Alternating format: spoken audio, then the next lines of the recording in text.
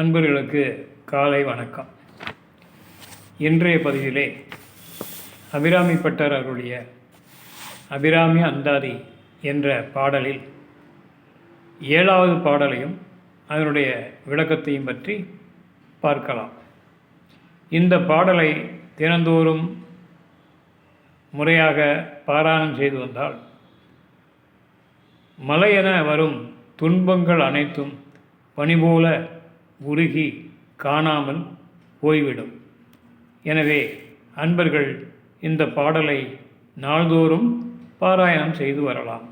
அந்த பாடலை பார்க்கலாம்.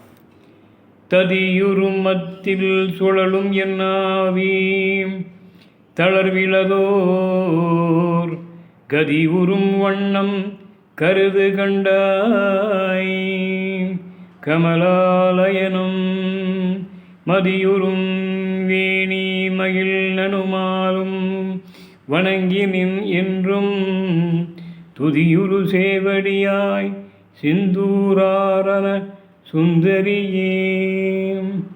ததியுறும் மத்தில் சுழலும் என்னாவி தளர்விலதோர் கதியுறும் வண்ணம் கருது கண்டாய் கமலாலயனும் மதியுறும் வேணி மகிழ்நனும் ஆளும் வணங்கி என்றும் துதியுறும் சேவடியாய் சிந்துராரண சுந்தரியே அப்படின்னு இந்த பாடலில் பாடியிருக்கிறார். இதுக்கு முந்தின 6வது பாடலில் எப்படி முடித்திருக்கிறார் அப்படின்னு பார்த்தா,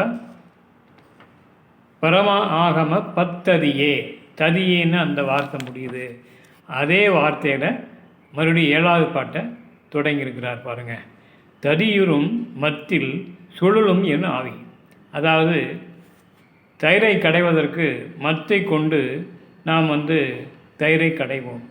அதேபோல் துன்பம் எனும் பெருங்கடலில் சிக்கி நான் தயிரை கடைவது போல மத்தால் என்னை கடைந்து என்னை ஆர்ப்பரித்து கொண்டிருக்கிறது. துன்பமும் கவலையும் மென்மேலும் என்னை தாக்கி கொண்டு இருக்கிறது.